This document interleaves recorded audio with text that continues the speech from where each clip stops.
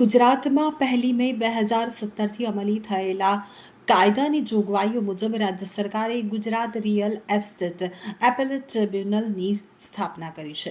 મુખ્યમંત્રી શ્રી ભૂપેન્દ્રભાઈ પટેલે આ રેરા ટ્રિબ્યુનલની વિવિધ કાર્યવાહીને ઓનલાઈન અને સરળ બનાવતા યુઝર ફ્રેન્ડલી વેબ પોર્ટલનું લોન્ચિંગ ટ્રિબ્યુનલના ચેરમેન નિવૃત્ત ચીફ જસ્ટિસ શ્રી RM છાયાની પ્રેરક ઉપસ્થિતિમાં ગાંધીનગરમાં કર્યું હતું. આ વેબ પોર્ટલ great.gujarat.gov.in કાર્યરત થતાં હાલ જે સંબંધિત પક્ષકારો દ્વારા રેરા ટ્રિબ્યુનલમાં રૂબરૂ આવીને અપીલ કરવાની કાર્યવાહી કરવામાં આવે છે તેમાંથી મુક્તિ મળશે.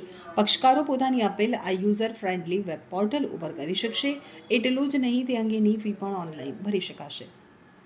વડાપ્રધાન શ્રી નરેન્દ્રભાઈ મોદીએ ડિજિટલ ટ્રાન્સફોર્મેશન અને ટ્રાન્સપેરન્સી ઇન ગવર્નન્સનું જે અભિગમ અપનાવવાની પ્રેરણા આપી છે તેને રેરા ટ્રિબ્યુનલના આ વેબ પોર્ટલે 17 જેટલી વિવિધ સેવા કામગીરી ડિજિટલ માધ્યમથી ઓનલાઈન ઉપલબ્ધ કરાવી અને સાકાર કરી છે. આ પોર્ટલ કાર્યરત થતાં રાજ્યના નાગરિકો માટે રેરા સંબંધિત સેવાઓ અને કામકાજમાં વધુ સુગમતા થશે તેવો વિશ્વાસ મુખ્યમંત્રી શ્રી ભૂપેન્દ્રભાઈ પટેલે પોર્ટલ લોન્ચ કરતા વ્યક્ત કર્યો હતો.